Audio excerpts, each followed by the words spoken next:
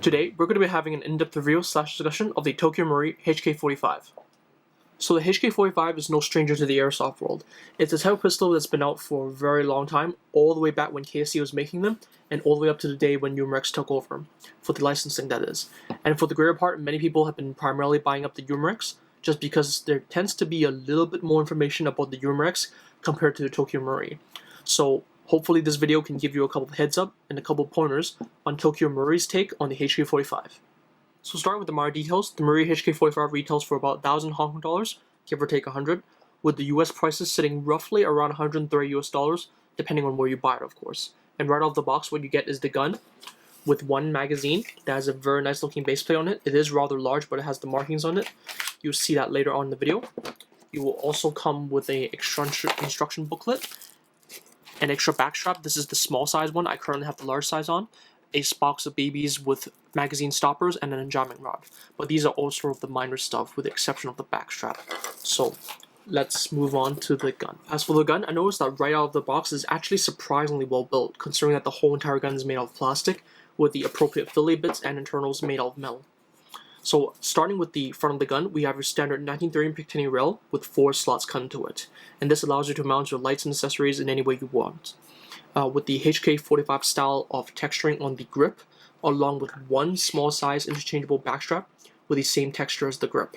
And I currently have the large one on the gun because it suits my grip a little bit better. Moving on, we also have your ambidextrous slide release and magazine release, which move very smoothly. The slide release on the right side does appear to be able to move just as smooth as if you had it on the left side when it's engaged. The magazine release is also just stiff enough that you probably don't have to worry about accidentally engaging your magazine release and losing your magazine in the game, if you're worried about that. And as you would expect, the HK45 will have a safety / decocker lever. Decocking hammer should be instinctive to most people who have a double action pistol, but for those who are unfamiliar, this is safe, this is ready to fire, and pushing the switch down with your hammer cocked will drop it to half cock. You should also expect the double action trigger to have a heavy trigger pull when decocked or with the hammer down, with a light short trigger pull when you have the hammer cocked, with a relatively predictable wall. This is the wall, and that's the breaking point. The breaking point is sort of a little bit of a slippery break, but is relatively short with minimum over travel. So in my personal opinion, I find the HK45 trigger to be actually pretty good when you have it on the cock position, and you can tap the trigger relatively quickly. As for the slide, we have these very nice serrations at the front and rear of the slide, with your normal HK45 markings distinctively engraved on the left side of the slide and on the right side of the barrel. And speaking of the barrel, it actually has a very thin black O-ring that sits flush on the barrel. It's barely noticeable. And for my favorite part is the metal iron sights. Now I know that these are your basic 3 white dots, but they're done very, very nicely, very cleanly painted. Tokyo Marui always seems to do a very good job in their white dots. They certainly are the only company I know that actually does these dots very cleanly on the iron sights. They certainly put a little bit more effort into that, in my opinion.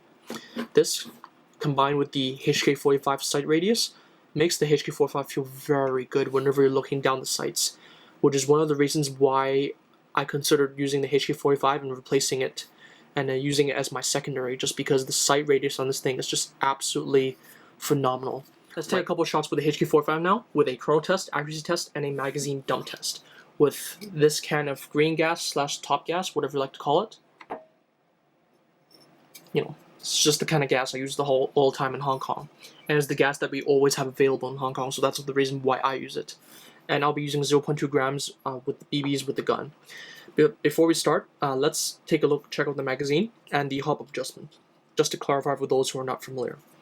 So the magazine is bloody huge. I don't know if you can tell on camera. The base plate is rather large and sort of completes the grip of the gun once you have it in the gun. As you can see, it makes up quite a decent portion of the gun. and it's just a big magazine. Almost reminds me of a high kappa magazine because of its size. It's rather inconvenient to carry, I'll tell you that, and it holds a decent amount of charge of gas. It takes about 5 to 6 seconds for me to fully charge up the magazine. Some people say it took a little bit longer. I only charge about 5 to 6 seconds, just because it is a Tokyo Marui. It is slightly prone to light striking or inconsistent firing, meaning your cycling rate changes as you discharge more gas. I'm not saying it decreases in speed, I'm saying it increases in speed, because it's having a hard time pushing the gas when you have this fully tanked up.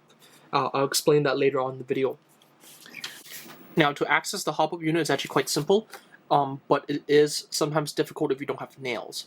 So what you have to do is cock the hammer first, and then move the slide to this area. Can you see that there's an area where the slide release can come out? And yes, I know the slide is different. It's another HK45. And then what you have to do is that you have to move the slide release a little bit up, so you can, it's sort of like hooked on. If you try to pull out just like this directly, you might find that it's a little bit difficult. You have to move it up just slightly and it will come off quite easily. Now afterwards, there is a dial here. Now I consider this to be the secondary dial. This dial is real small. Can you actually see right there? Now you can adjust it quite easily, or I prefer this method. I prefer you just simply take out the guide rod, unhook the guide rod from the hop-up unit, and then after you unhook it, you actually pull the guide rod this way, because this upper piece is actually hooked onto the slide. And then after you do that, you simply take out the barrel, and I prefer to adjust the hop-up this way, by actually looking into the barrel and by slowly adjusting this dial over here. I consider that to be the secondary dial. I consider this to be the primary dial. This is, in my personal opinion, you can adjust the hop-up a little bit better this way, because you can visually see everything. It might be a little bit inconvenient to some, but I personally think that you might as well do it when you're zeroing your pistol, or when you're adjusting the hop-up. I think you might as well do it.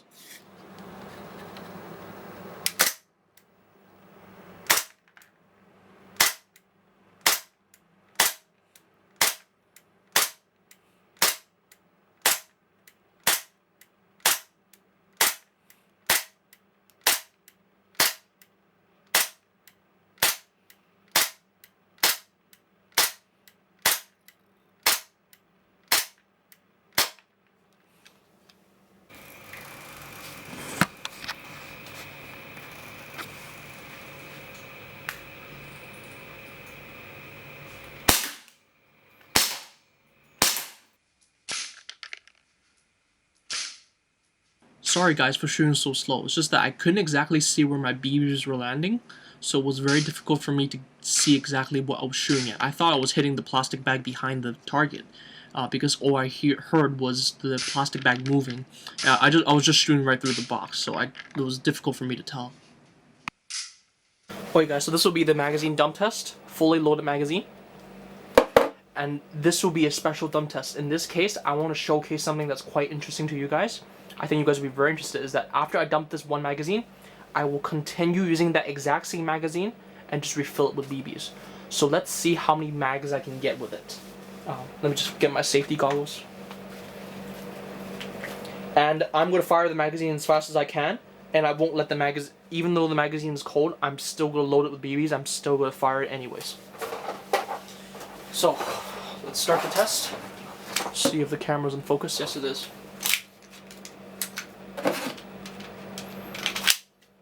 Oh, I forgot to mention earlier, you can decock the pistol. It's a little late to mention it now, but...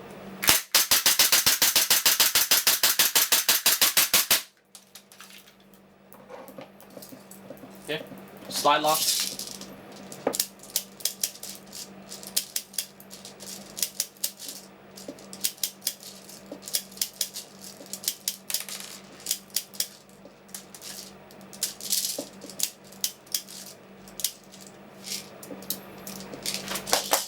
So load it full again. Oh, I can still load one more.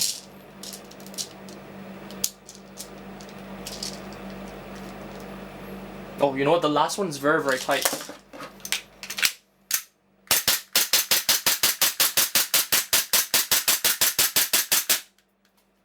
Slide lock again.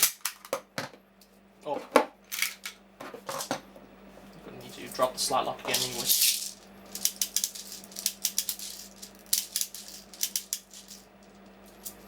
Oh crap.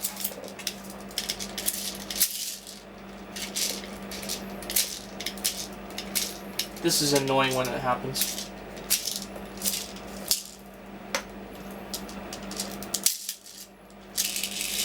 I'm pretty sure the magazine's almost dead, full of, almost out of gas now, so I'm not going to fill it completely full, but you can see there's still quite a fair bit of BBs in here. I'm pretty sure I'm going to run out of gas.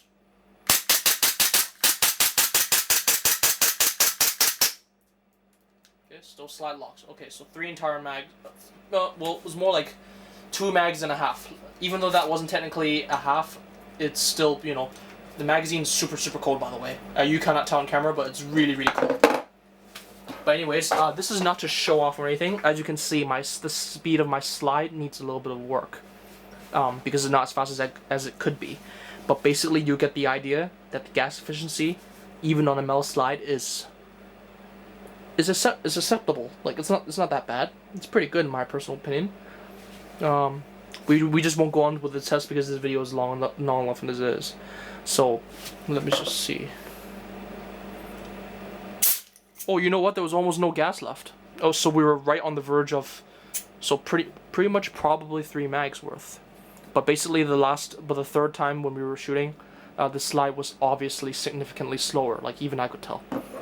So overall, I find the Marui HK45 to be quite a decent pistol, but there are a couple weaknesses with the gun that I would pick at, just because these proms sort of inhibit the gun from working and making it sort of slow relative to some of the other aftermarket pistols out there. But besides explaining those proms to you guys, I will also show you how to solve them, so don't worry about that. But let's go over the good things first. My very first point is that the pistol is actually quite nicely built and shoots okay, considering how big the slide is. Like, the plastic slide is really tall. I don't know if you can tell on camera. Like, it's really tall. This is a Glock slide. Can you see the difference in height? Like, the difference is astronomical. And keep in mind, this goes on for the whole entire length of the slide. So imagine how big the slide is. It is really difficult to push, sort of. But I can tell you that you can easily work on it, since all the main parts that you would normally work on for speed can be easily accessed by simply with a screwdriver and a punch. That's all you really need. For example, for the slide, all you need is a screwdriver to pop the blow-back housing unit. So if you if you want to work on your compression or anything like that, you can just easily pop that off, and the blow-back housing unit will just come out just like that. And the iron sight is actually held on by 2 independent screws, so you don't have to worry about the iron sight. Furthermore, if you want to work on your hop-up unit or your hop-up rubber or your barrel or whatever, this is much easier to adjust the hop-up and much easier to disassemble relative to the Urmax one, because the Urmax one you need to punch out pins. And keep in mind, those Urmax pins are like really tiny. Like, you need a very small punch. I use like the tip of an Allen key, like a very small Allen key, to actually punch them out, which is the incorrect way, by the way. I'm just letting you know that the Urmax one is very annoying to disassemble. Very inconvenient at times. Especially if you somehow find out that there's something wrong with the hop-up unit, you have to punch out all the pins all over again. In this case, you just have to take off the screw and that's it. That's all you need to do. Another point I want to point out is that for the body, like, let's say if you want to work with the hammer spring, you don't need to disassemble this or this. All you need to do is just pop up the back strap, which is held on by a pin. There should be a couple photos on screen to help you. And you just change out the hammer spring, and that's all you need. And you can keep experimenting with different hammer springs during the tuning process of the gun. So, personally, I find this to be highly convenient. It's just super convenient to tune. I'll show you guys how to pop up some bits later on in case you guys are not familiar. My second good point, the double action trigger on the Marui HK45 is actually quite smooth, in my personal opinion. And this is something that you sort of have to feel for yourself in order to understand. When I first picked it up, I found the trigger to be quite light, in my personal opinion. But that's because the hammer spring inside the Marui HK45 is actually very lightweight. In fact, the light hammer spring that comes stock on your Marui HK45 is one of those proms. But that's sort of what makes your trigger very light at first, but I'll get onto that later on in the video. And my third good point is that once you get the cycling rate to increase, the kick is absolutely awesome. Whenever you fire the gun, it sort of feels great because the big slide movement gives it a little bit of a muzzle flip. It gives you a very unique sensation whenever you're firing the pistol. But again, only applies when you crank up the cycling rate of the pistol, and that in itself can cause problems. Speaking of the problems, or the bad points, my very first bad point is the cycling rate. For me personally, the cycling rate on the Marui HK45 is unsatisfactory. Basically, when the slide is cycling, the plastic slide cycling, I'm already miles ahead and ready to pull my next shot, because the slide just travels that slow. Don't get me wrong, the gun still jumps a little bit, you still get a nice feel from firing the HK45, but for me, the cycling rate was a big turnoff, which is why I immediately worked on the cycling rate, and this is why I have a creation slide on it, because the second you work on the cycling rate, the plastic slide can break. And that's another bad point, which I'll get into later on again. I'm just letting you know that if you want to get up the cycling rate with a metal slide, you can easily do it. You can increase the cycling rate with buffers very, very easily because the gun itself already actually sort of uses buffers. On the recoil guide rod, I don't know if you'll be able to tell this on camera. I'll try to take photos later on, but there are actually buffers in here, like this area over here. Okay, that's actually a buffer. So basically, when you buy 9-ball buffers, that's more or less what it is. It's just, you know, compressing the spring more and more and more. If you want to set the spring at the natural length, which is basically what I did, my personal solution is that I used a 1911 China clone spring. I trimmed it by a lot because I wanted it at a natural length. Basically, when I let it rest like this, there's no tension, nothing compressing the spring. It's just very, very light and very, very easy to push. The reason why that is because this allows the slide to start up fast. That's the reason why I set to a natural length. And the reason why I picked the spring is because the tension is stronger than the stock spring. So therefore, that's what allows the slide to snap back a little bit faster. In fact, it's actually not returning quite as fast as I want it, so I need to work on this a little bit more. But I'm just letting you know that there are many ways to tackle the cycling rate problem. This is all very basic. Increasing the recoil spring, the strength of the recoil spring, is not the immediate solution. You first have to smooth out everything first. But this is a quick and down and dirty, easy way without having to do a lot of work. I don't know if you can tell. I polished everything on the railings. I polished the area that contacts the hammer.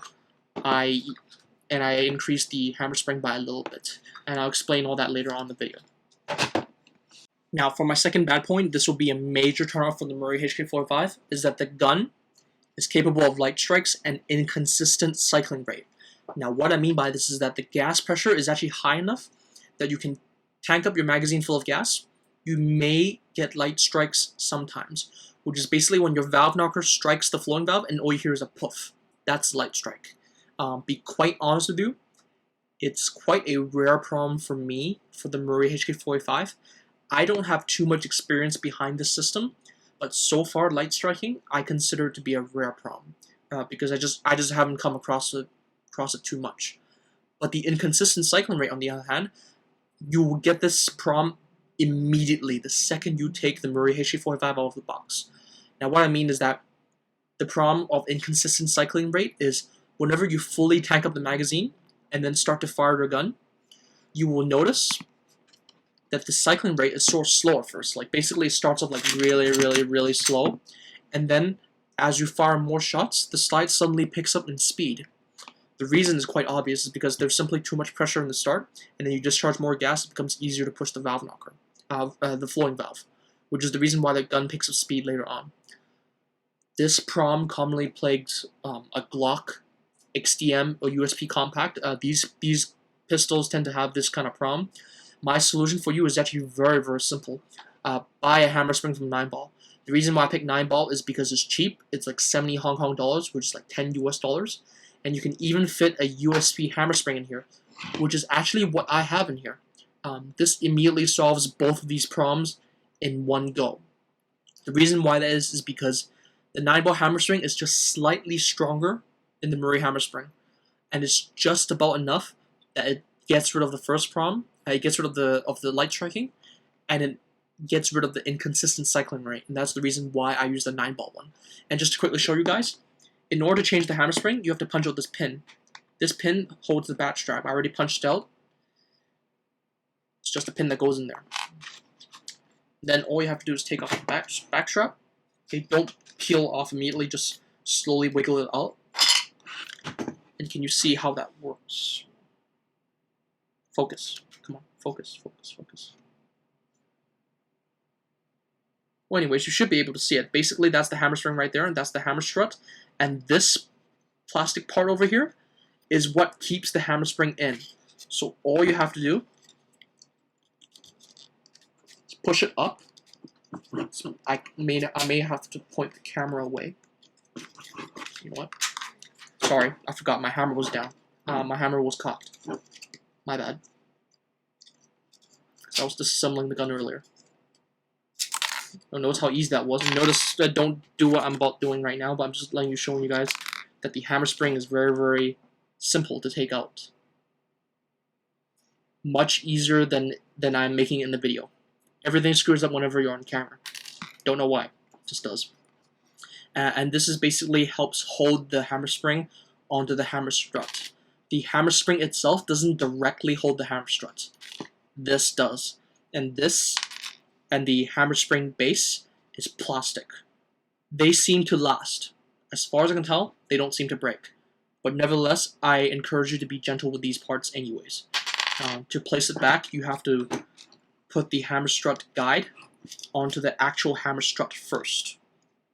If it's not properly seated, you will know, because it won't stay still.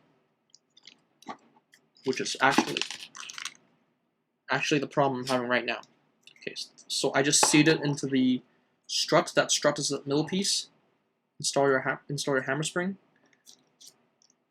onto the guide, and then you see that this has like a bit of an area for the hammer spring. Use a corner to help hold the hammer spring first, and then after you pass a certain point, hammer spring will go into the. Okay, it's hard to do this without looking. I can sort of do this by feel, but I still need to look a little bit.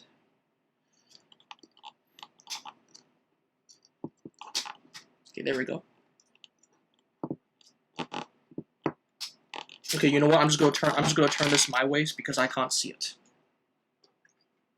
This is normally much easier than I'm making it to look like. Again, it's only because I'm on camera and there's lots of pressure. I swear that's the only reason.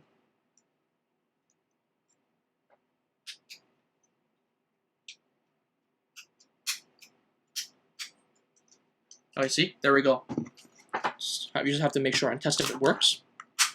Okay, so it works.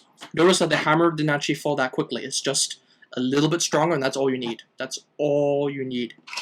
Trust me on that, because honestly, this second problem is the easiest one to solve. My third bad point, you're not going to like this one, is that the plastic slide does have the potential to break. Whether or not you're just rough with it, or when you're using green gas, both of these things has the potential to break the slide, and I'll explain to you how. Can you see this rear area for the iron sight? There's two screws that go at the back in here, that goes inside, that holds the iron sight. That's the reason why the iron sight is held on independently, and the blow-back housing unit is held on independently. They're both held on by completely independent screws. And because of how thin this area is, this area can crack off, and basically your iron sight can fall off. If you knock it hard enough, it can just fall right off the slide. That was the case that I saw, which is very, very, very, very inconvenient, because once this area cracks, remember, since the screws are facing that way, and since it cannot go back down, it will just fall out. So that becomes very inconvenient. Furthermore, because of how tall the slide is, and because of how empty the front is, there's only a barrel here, and the metal support area for the guide rod. Other than that, there's nothing here. So that's why, if you're too rough with the slide, you can break it. In the case that I saw, this guy inserted his Marui HK45 into a holster, and it was a cloth holster, by the way, a very thick cloth holster. and they basically inserted it a lot, and after a while it just broke. That's sort of fragile, in my personal opinion. So if you're looking for these pistols for milsims and all that stuff, be wary that the slide is sort of fragile. Even though some people have been claiming that this sort of lasts, I think the slide is very, very fragile. Just because of how tall and how, there's so much area that it can give way. It's sort of quite a big weakness in my personal opinion. So for my fourth and final point is a very, very minor problem. It's just that the magazine has the potential to leak.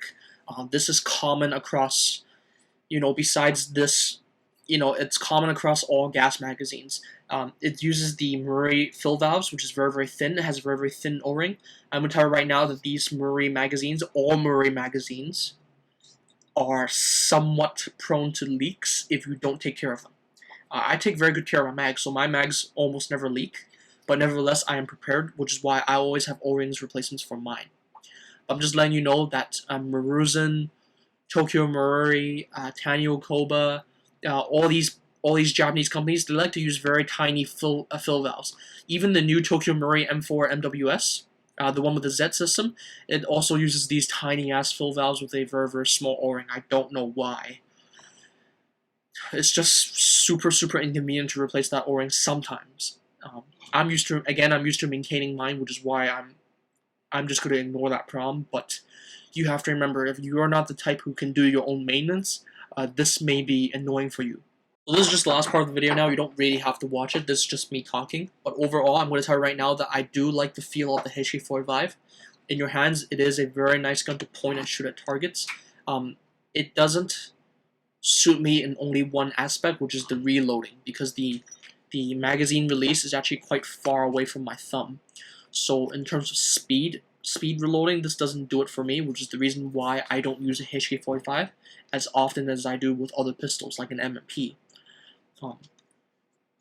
But otherwise, do I think it's worth the price?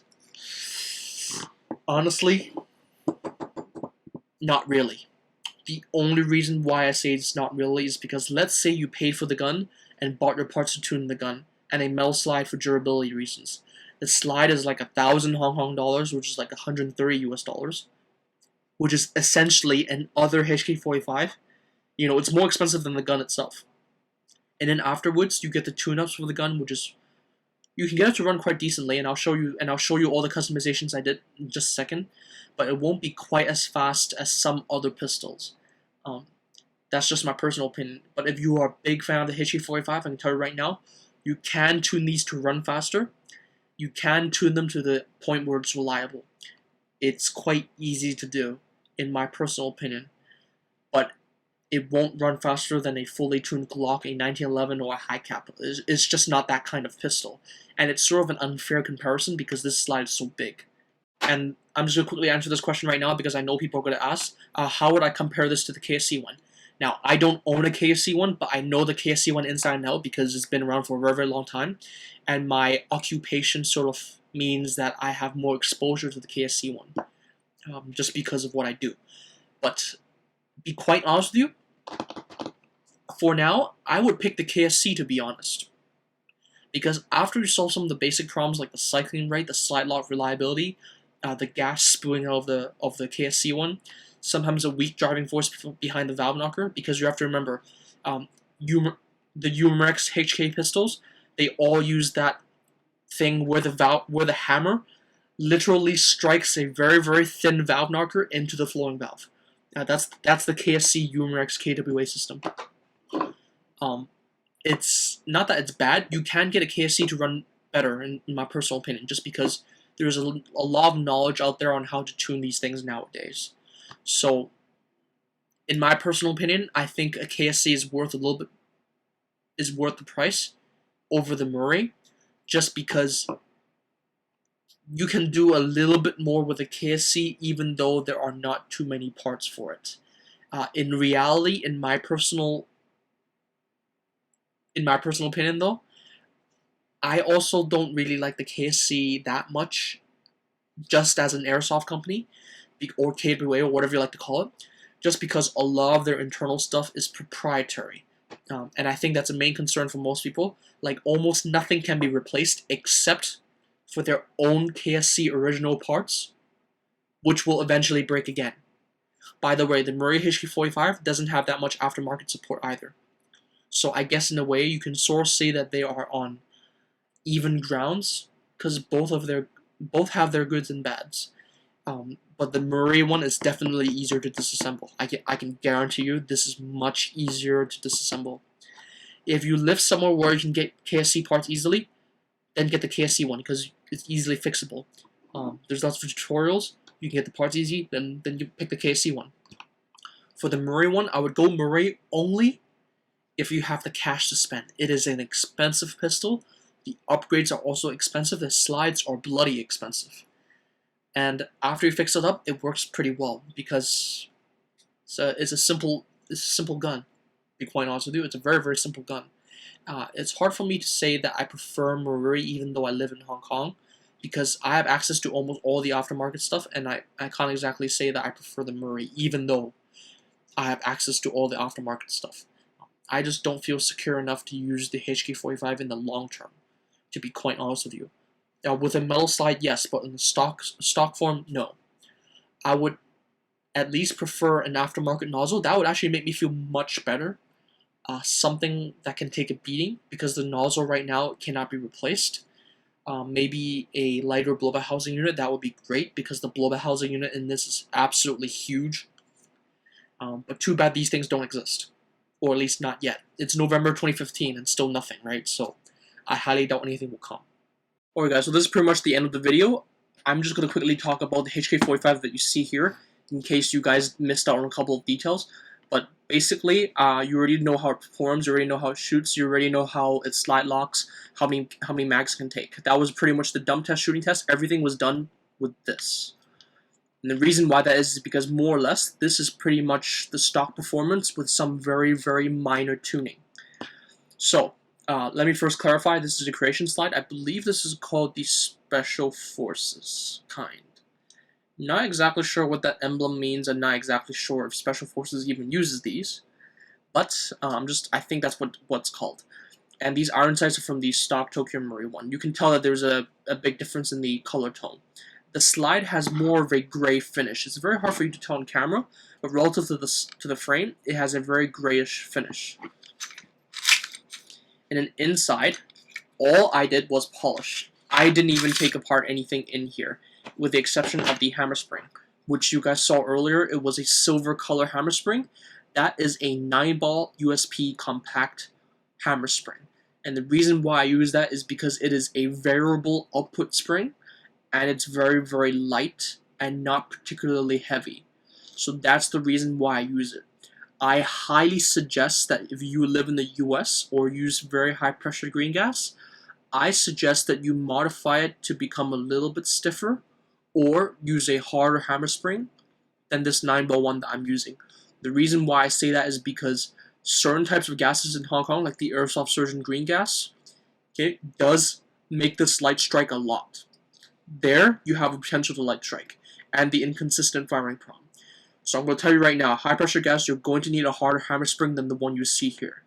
And because of that, you have to understand that the rate of fire on yours and the speed of your slide might be different relative to what you see in my video. Because with a harder hammer spring, it becomes harder to cock this hammer, but you put out more gas. It depends on how you balance these things, okay? So therefore, if you ask me those questions, I cannot answer you because straight up, I don't really know how it feels like. But I can tell you right now that those are the things that you should consider. Besides, a harder hammer spring doesn't solve everything. It just makes it easier for the gun to start pushing the gas magazine. It does not mean that your slide will immediately cycle faster. But anyways, back to the main point. I polished everything in here. Can you see? It's actually quite... I actually did a very sloppy job because I didn't bother. And by the way, this area over here, this is actually like the trigger lever. I did not polish this is because I don't want to reduce any of the coating on the trigger lever in general. When it comes to the trigger lever, I never ever do any polishing to it or ever do anything to reduce the size or sand it down like that because this is not replaceable. So that's the reason why I purposely avoid polishing this, sanding it, or modifying it, or doing anything to it. Is because this is not replaceable, so you should take good care of it. And the last thing, the last thing I did was the polishing of the hammer housing over here. This basically makes it cock the hammer a little bit smoother when it runs on top of the hammer. And a China Cool 1911 spring, which I mentioned earlier. And I'm not using any additional buffers. I'm just using this recoil spring. This recoil spring is not enough, as I mentioned earlier, but it's good enough for now. As you can see, the gas efficiency was pretty good. So that's all there is to my slide. May I point out that everything here is quite simplistic and quite minor. There are no other upgrades other than what you see in this video. The HK45 here, my HK45 here, does not perform particularly well, but it's not that bad either, you know, considering all things considered. So those are the things that I managed to learn about the HK45. Hopefully you find this video helpful. Let me know these kind of videos, if you like these kind of videos on my channel.